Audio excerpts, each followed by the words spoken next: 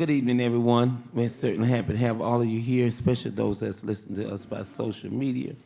We're going to ask you to bow your heads in the word of prayer, please. Most holy and everlasting God, our Father, we thank you for your many blessings that you have bestowed upon us. Thank you for the city of Orangeburg. Continue, Lord, to keep us safe, keep us under your blood, keep us secure, and we give your name the glory and honor. In Jesus' name, amen. Our first item is consideration of city council, consideration of November the 4th, 2024, 25 city council minutes. Move for passage. Motion has been made by Councilman Grievous. Second by Councilman Knotts. All in favor? Aye. Any opposed? Ayes have it. The motion is carried. At this time, we have a presentation from Ms. Stephanie Moore on home medication and flu shot drive. Ms. Moore, we're going to ask you to come to the podium and state your name and your address.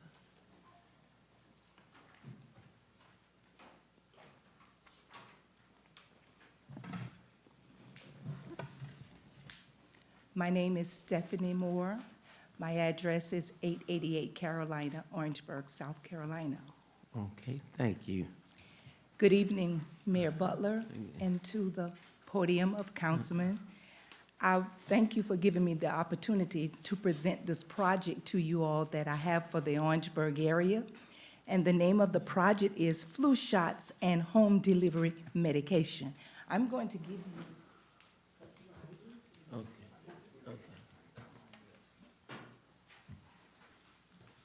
That's one of the flyers that I have where you can see what I will be doing in the town of Orangeburg on November the 20th from 12 until 3 p.m. at the Zinneman Youth Center.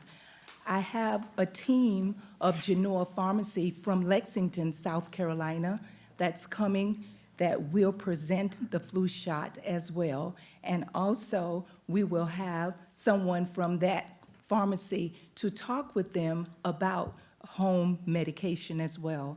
It is so very important in this community that home medication delivery is needed. There is so many elderly people here that can't get out and don't have transportation and needs to engage in a program like this. I think that is very needed for the area. So I'm just asking to secure the building here in Orangeburg to present this project to individual in Orangeburg.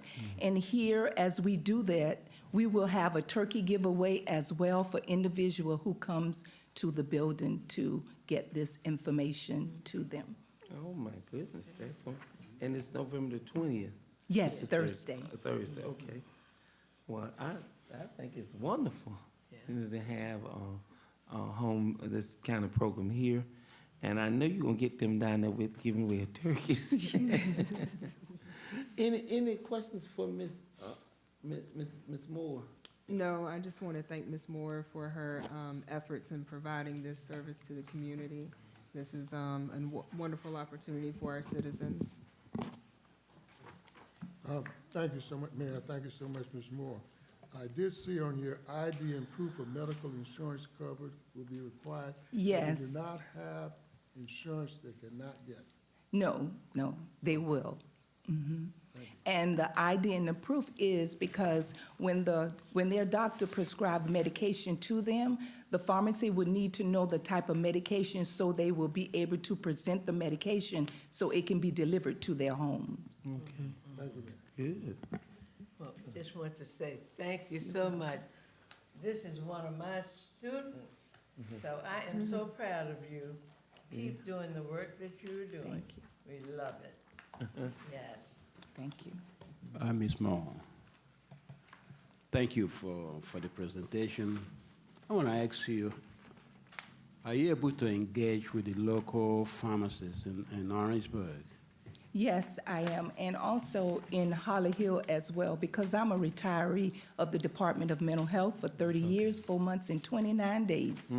And I have been in the community ever since I've been there and partnered with every pharmacy there as well.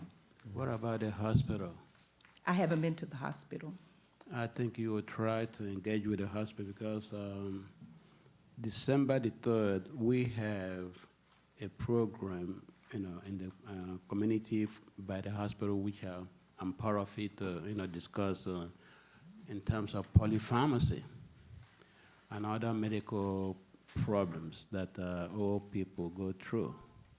And so December the 3rd, but I will advise that, you also get in touch with the hospital so that we can partner with you, Thank you. because you have a lot of resources with MUSC. So if you can tap into their resources, I think that will help you to expand your program more and more. Thank you. Okay, yeah. And Are there any more questions for Ms. Moore? Thank you so much. Quite welcome. This, for bringing this to the Orangeburg community, and we appreciate you. thank you. Yes, ma'am.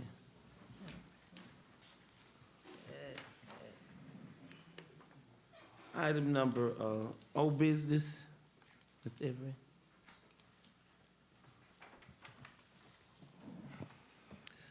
Good evening, Mayor Butler and council. Good evening.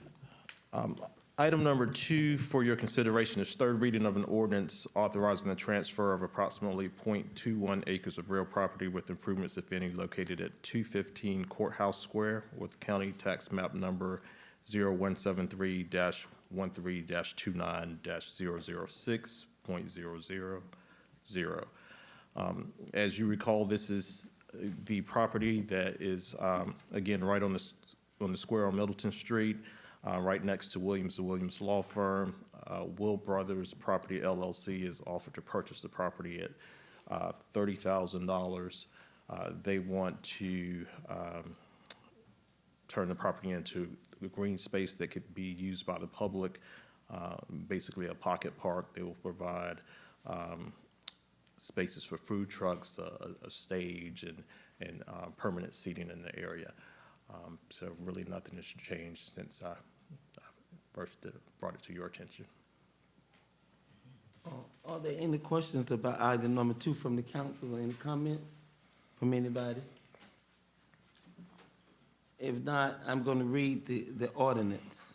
Authorizing the transfer of approximately 0.21 acres of real property with improvements, if any, located at 215 Courthouse Square with the county tax map number 0173-1329-006-000 and providing for the other related matters.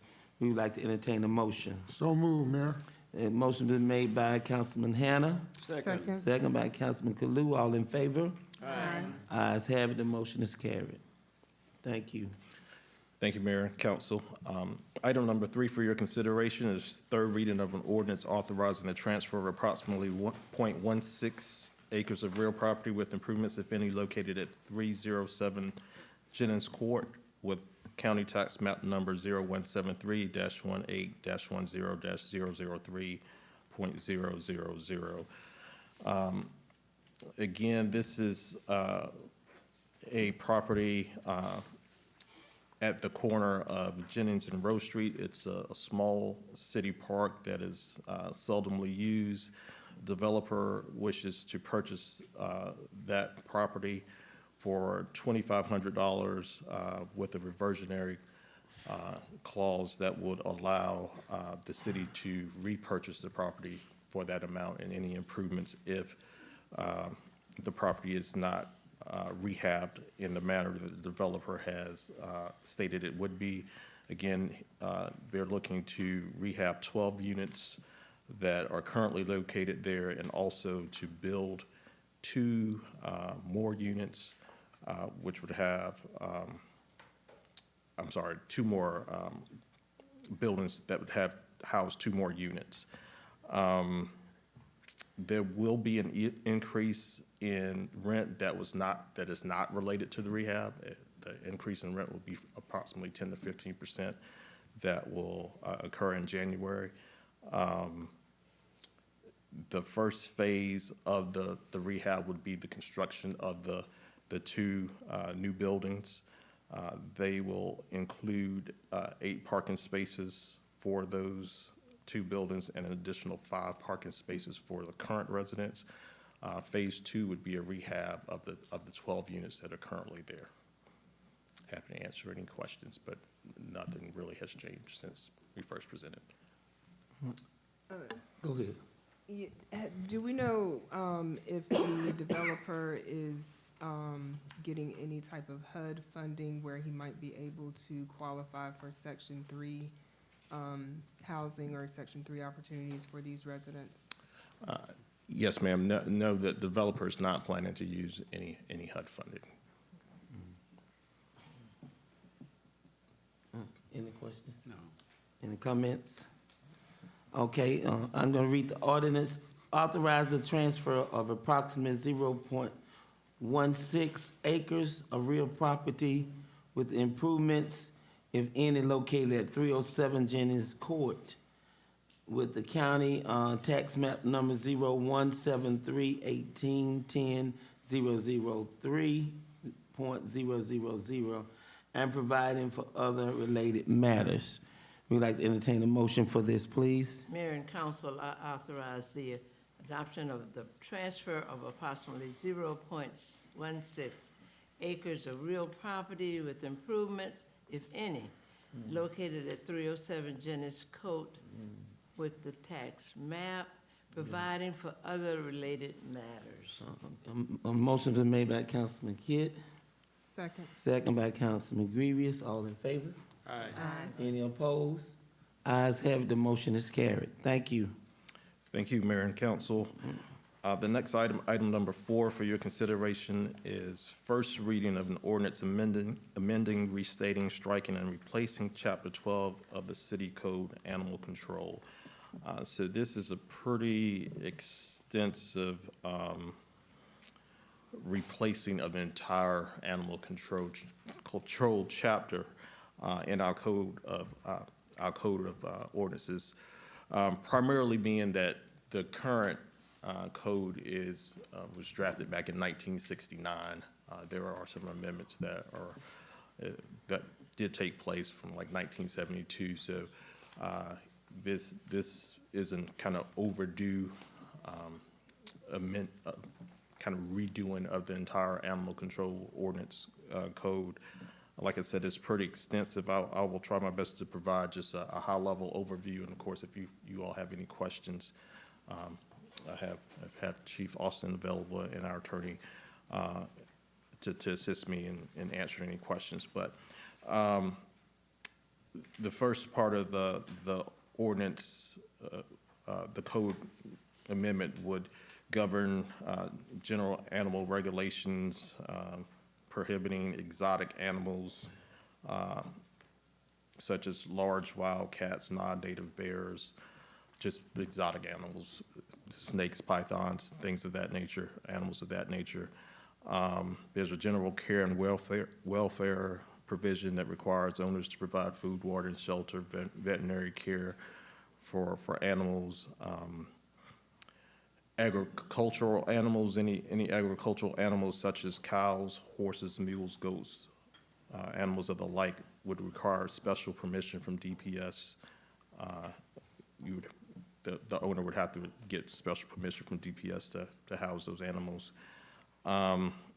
Chickens would be allowed up to 4 chickens on residential properties, but no roosters, and there also are setback requirements.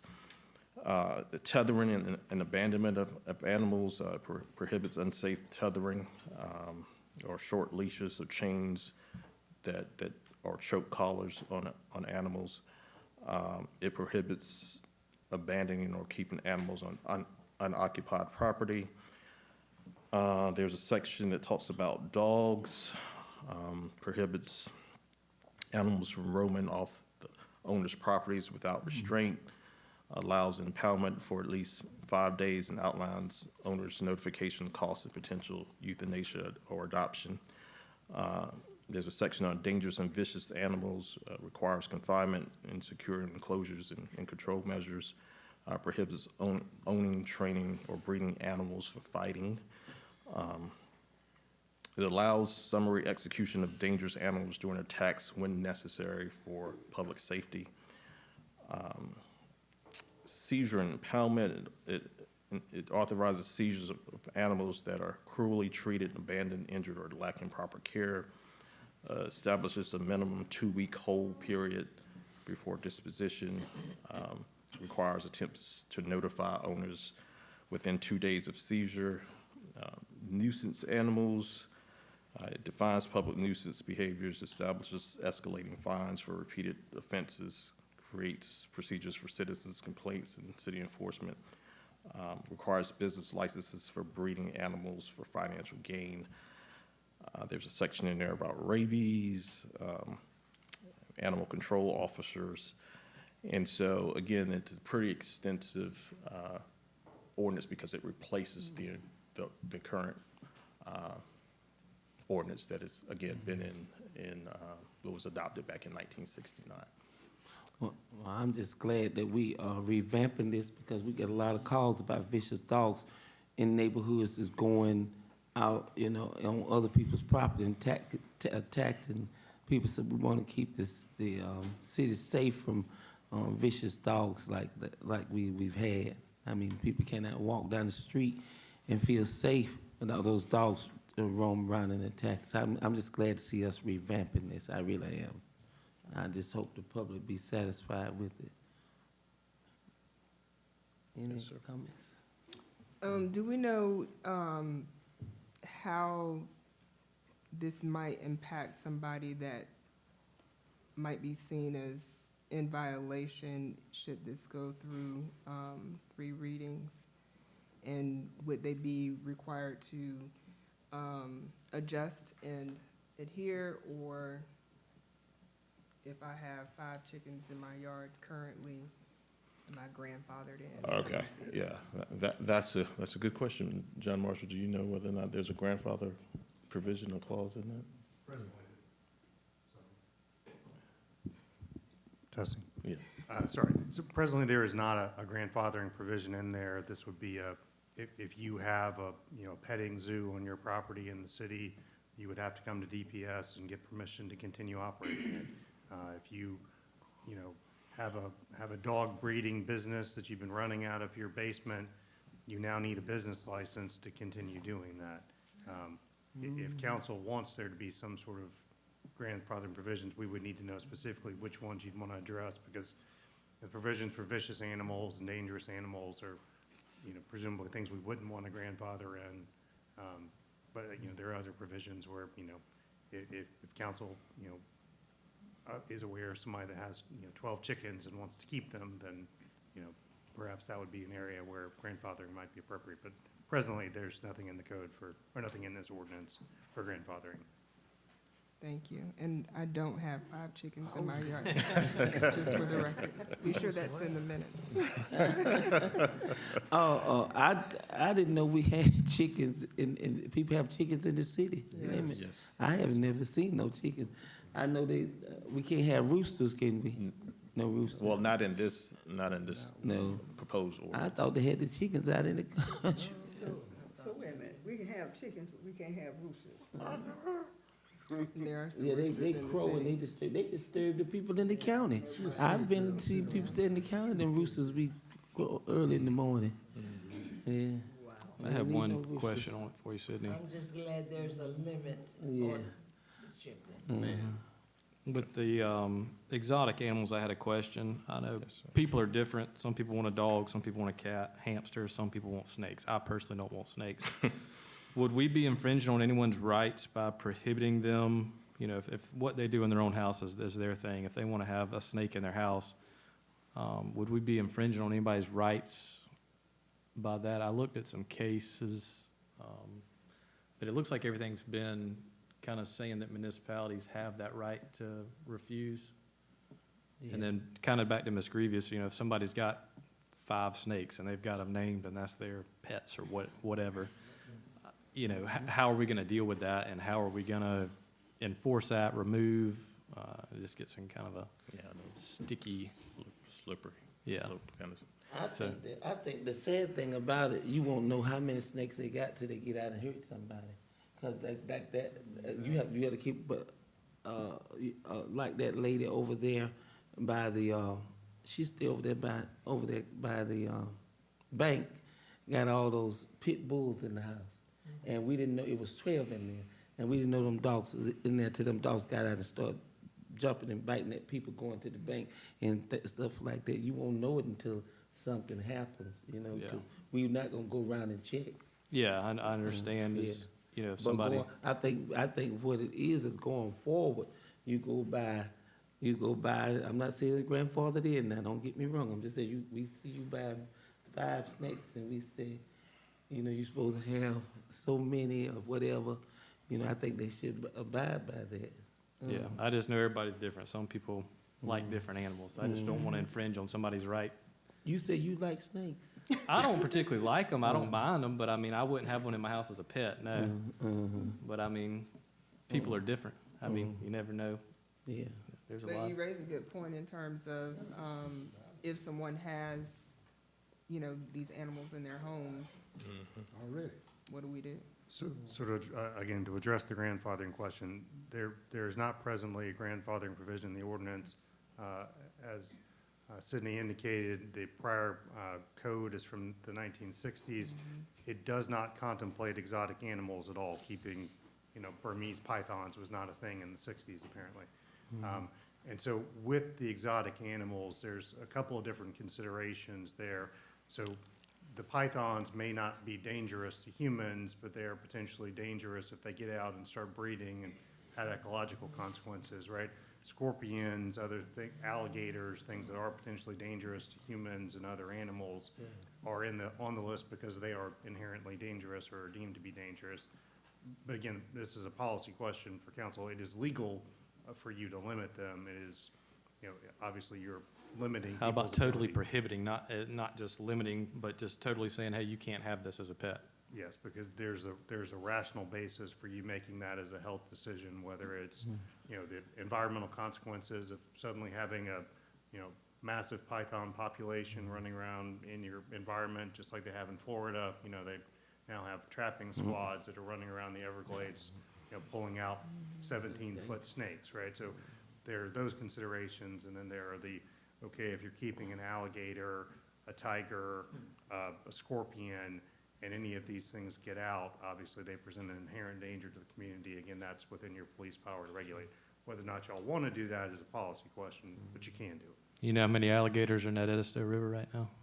You know, Not trying to find out. as long as they're not in the Wendy's. That's right. Yeah, we don't want none of them, man. So- Not no tiger. Is it possible for us to kind of identify or exclude certain exotic animals? So section 12.1 is the list of the exotic animals. 12(1)B.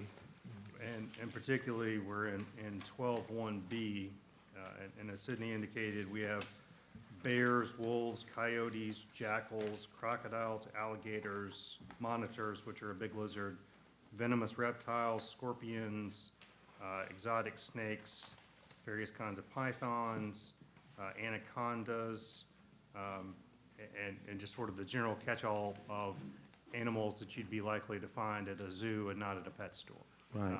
So if council wants to amend that list, if they want to have a different classification of, we're okay with alligators, but not with tigers, and we're okay with pythons, but not with scorpions, again, those are policy considerations for council. We're glad to amend the Okay. ordinance. My only issue is that, I mean, you can go up here to PetSmart and buy a little corn snake, you know, right here in town.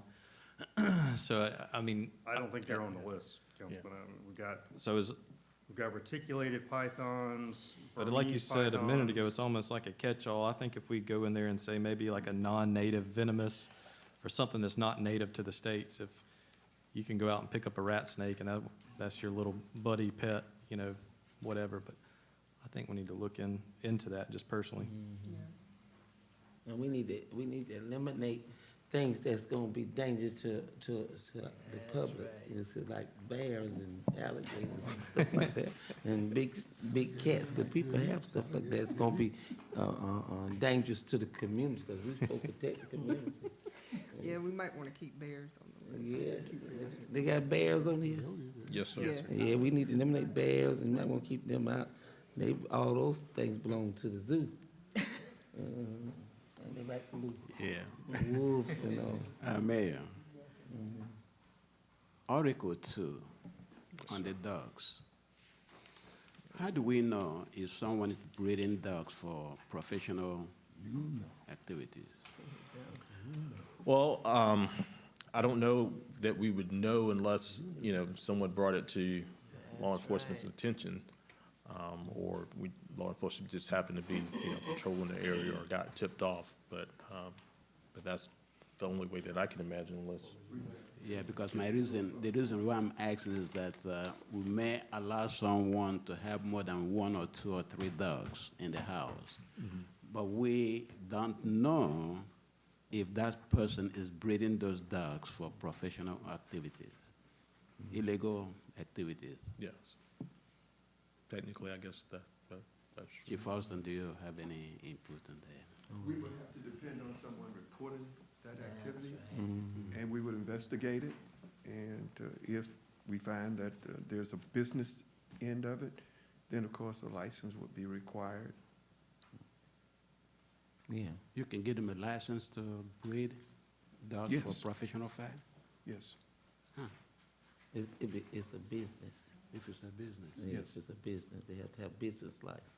Chief Austin, is there any way you could pull the stats, just for council's consideration of any, within the last 2-3 years, any exotic animal calls or how many dog calls our officers are responding to, or animal control calls? Is that possible?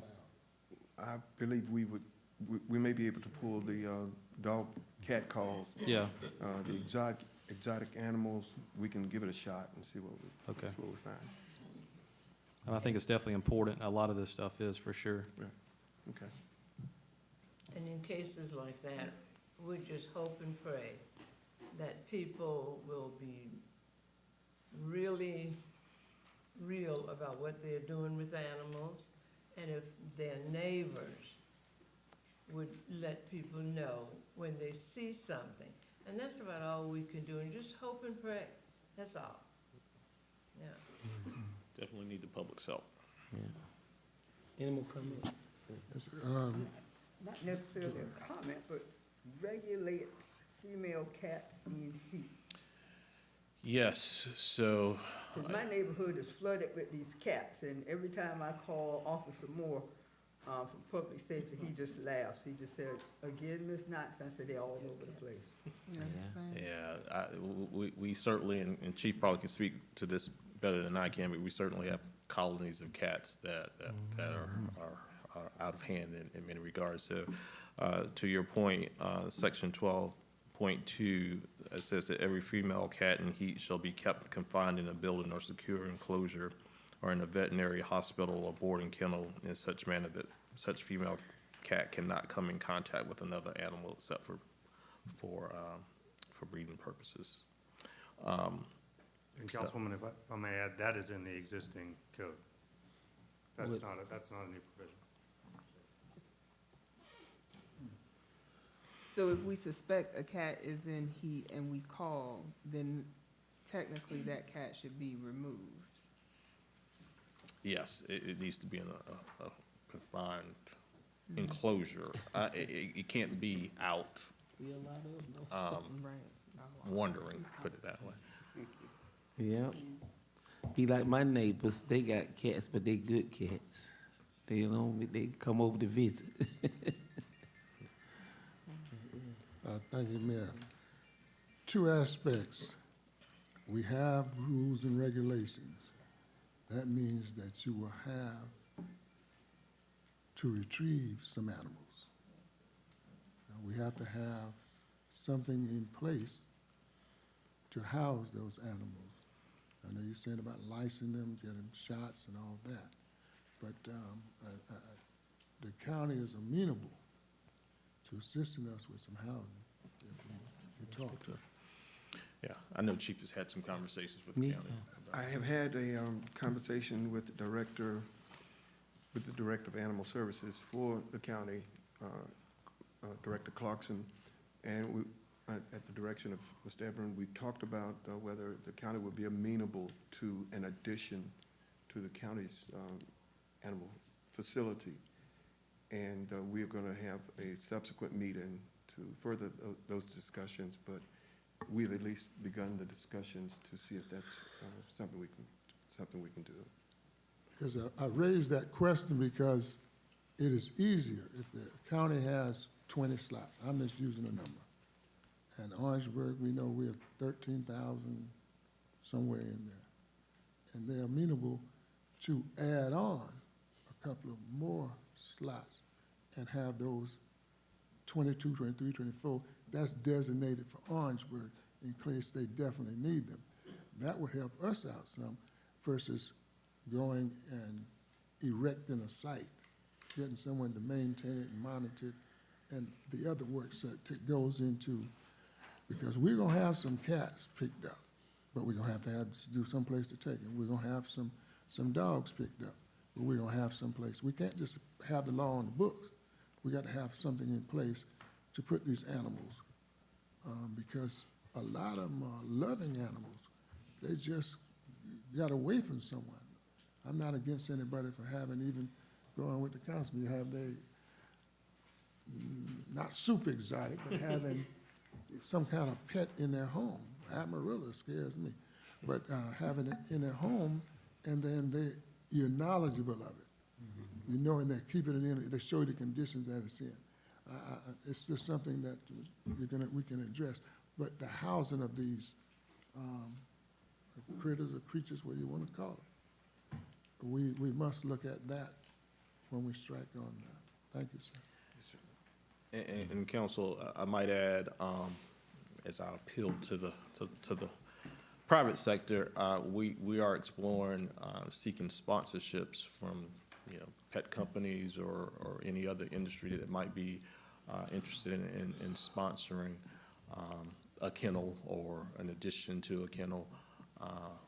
We're exploring those options as well. Do we still have the kennels behind Station 3 on Kennerly Road? Are those still up and going? Is it adequate enough to add any more, or we're to capacity? The area, quite frankly, is not conducive to maintaining those kennels there. So the better outcome for us would be if we're able to join with the county and add on to their facility. Okay. I missed this one. I don't know what it's called. When a cat or a dog dispose of what they've eaten, because they do that in neighborhoods. Is it anything, I don't know if I read something in there about that, picking up, what do they call it, pick up the poop or something? Because some town has it. And I know Mr. Singh used to speak about going up on Moss Height to the park and picking up. We got to have those things placed in place. Did I miss it, or was something on there? I don't recall seeing that either. John Marshall, do you know if we have that provision in there?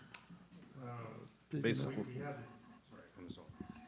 Apologies. Yes, Councilman, that's in the general nuisance section, which is 12-49.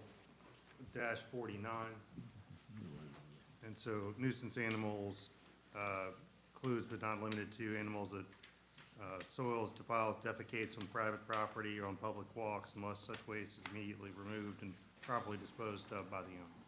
Now, who now? By the owner? Okay. That's not what I'm after.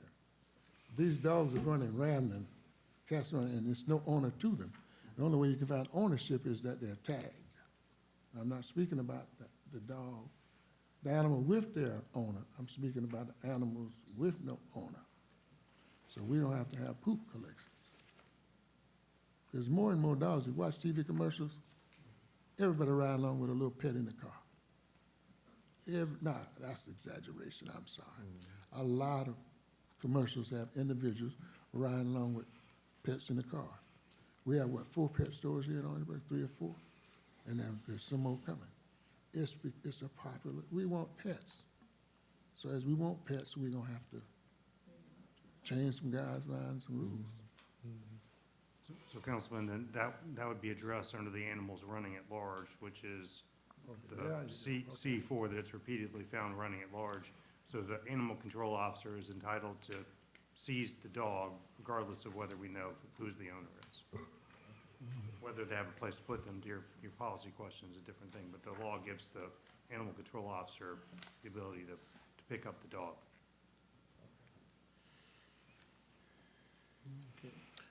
Like I said, it's a pretty extensive ordinance, so obviously if you all have any questions as if we move forward in the process, feel free to send them to me so we can get them answered for you.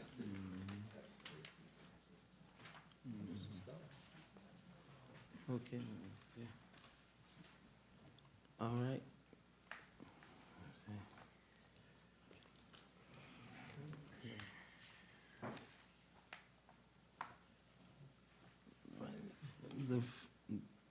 Is everybody satisfied? Any more questions, comments? All right. The first reading of an ordinance amending, restating, striking, and replacing Chapter 12 of Code, City Code, Animal Control. We'd like to have a motion on that. So moved, Mayor. Motion has been made by Councilman Hannah. Second. Second by Councilman Kalu. All in favor? Any opposed? Ayes have it, the motion is carried. Thank you. Thank you, Mayor and Council. Next item, item number 5, for your consideration is first reading of an ordinance amending Chapter 2 of the City Code by amending Section 2-1.2, the election procedure for mayor and council members to provide for the nomination of candidates for mayoral and council candidates by petition. So, to give you all an overview of this ordinance, this would require that candidates for mayor or city council must now qualify by submitting a nominating petition. Petitions must be filed with the Municipal Election Commission no fewer than 45 days prior to the election. Petitions must contain signatures of at least 5% of the qualified electors of the district for which the city council person is a candidate, or 5% of the entire city if the candidate is running for mayor. Petitions are reviewed by the supervisor of registration, who must certify candidates no fewer than 30 days before the election. Filing fees are established at $150 for city council candidates and $500 for mayoral candidates. City council candidates must be registered voters residing in the district they seek to represent at the time of filing. Mayoral candidates must be registered voters residing within the city of Orangeburg at the time of filing, and proof of residency is required as determined by the Municipal Election Commission. This would keep the nonpartisan status of the city of Orangeburg's elections, and if enacted, the changes would not apply until the next election cycle after December 31st, 2026. And so, Okay, are there any questions or any concerns before I read read this ordinance? Yes, sir, Mayor. Go ahead. I know we brought on one new council member this term. We brought on one council member previous term, and one council member the term before that. Where did this come from? this was, In the discussion, in the executive session. If he was in executive, we all discussed this in executive session. Okay, yes. Any more comments? Yeah, that was my question. Where did this come from? What is this gonna improve moving forward? And, why are we changing it? Or why is it brought upon to change? so as I understand it, it would basically make sure that the candidates who are running for a city council or the mayor's seat are serious and have the support of the community or the district, I should say, or an entire city in the case of the mayor, that they are serious candidates and have some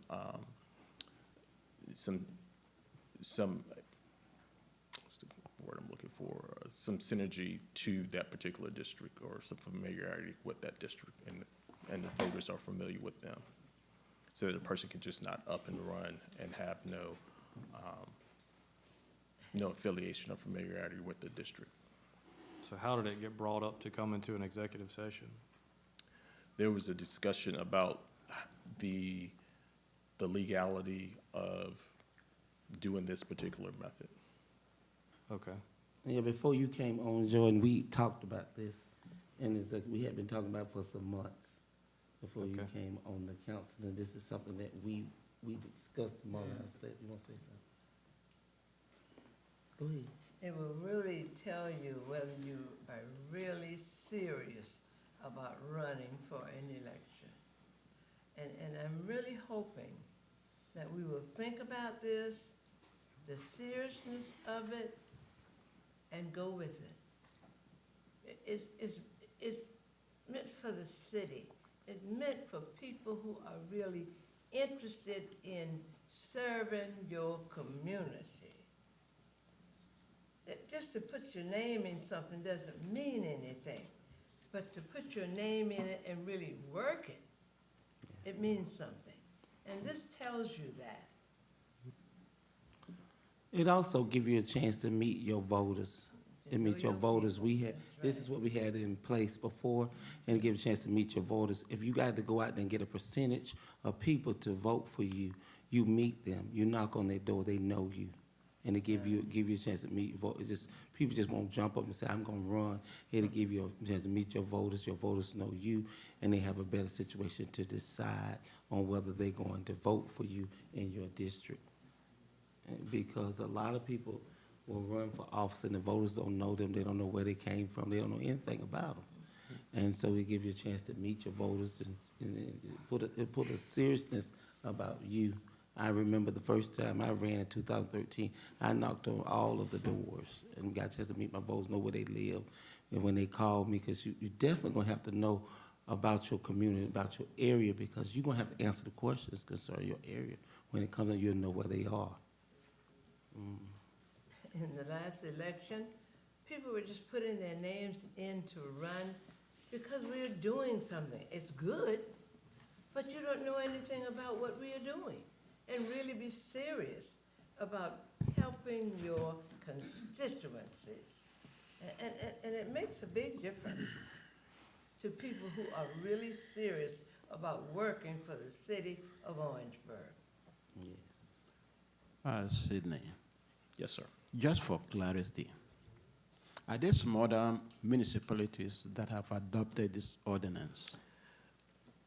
I'm sorry, I couldn't. Are there some other, areas, cities that have adopted this ordinance, this type of law? I am not sure. I could easily do that research and find out how many different municipalities. I know, more cities have this. We had, this was ours first. Yeah. And then we changed from the petitions, but I understood that. I've talked to other other mayors, they have this same kind of situation. Then you have some that, like we had, when we changed to just pay the money and that's it. But a lot of municipalities have this, the petitions. Is there a reason, the change was made? For the first time. Like why we moved Well, we away just, from- said, the first time when we changed, we just said, I'm just gonna be honest with you, we said we tired of walking. So, I mean, it wasn't. That's exactly what we said. We Yeah, that's tired of what was said. walking. I didn't say it, but that's what was said. That was it, we tired of walking.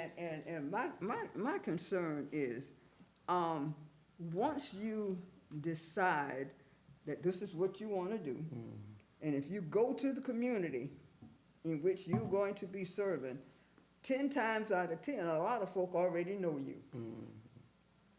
So just that alone tells me that I just have to get more engaged, or whoever the candidate's going to be, into that community.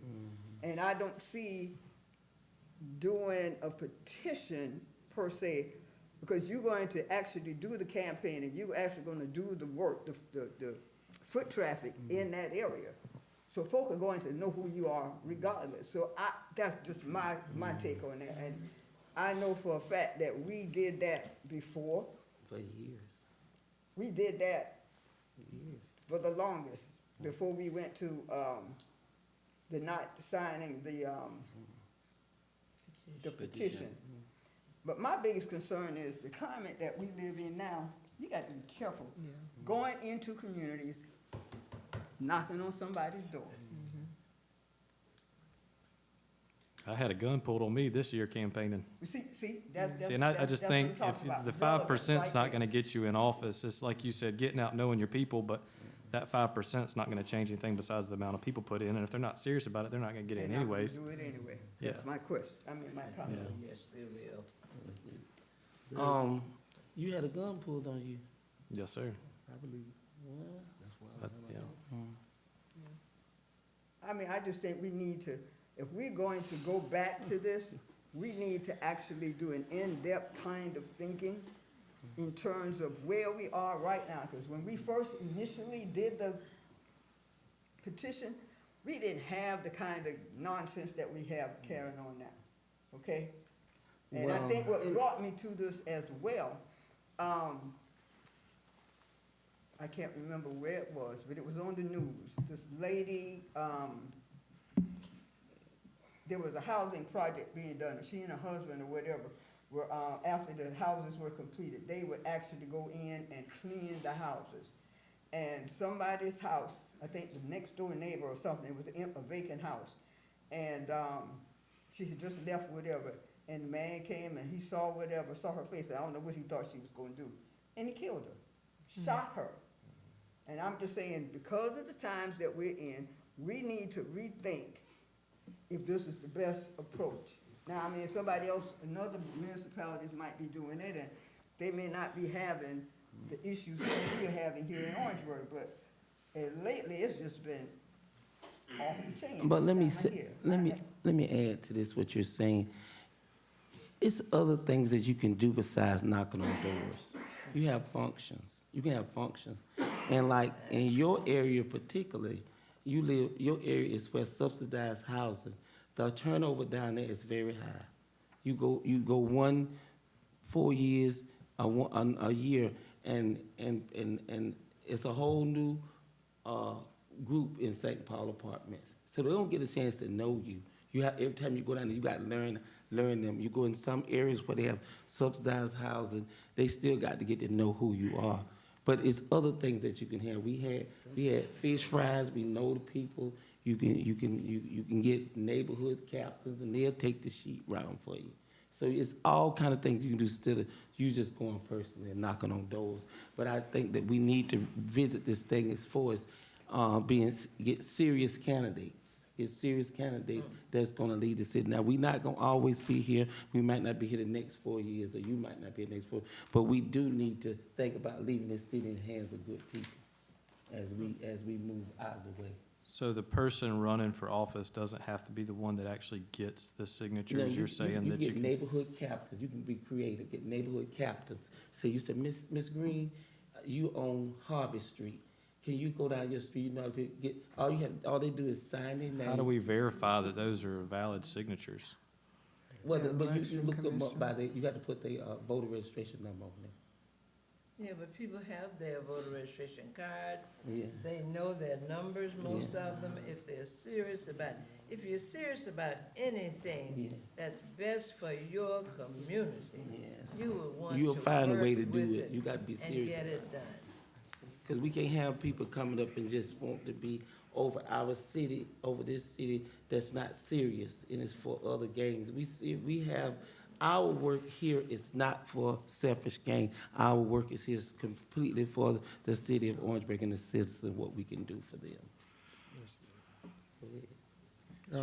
It's happy enough and sad enough that we live in this kind of environment, that the majority usually rule.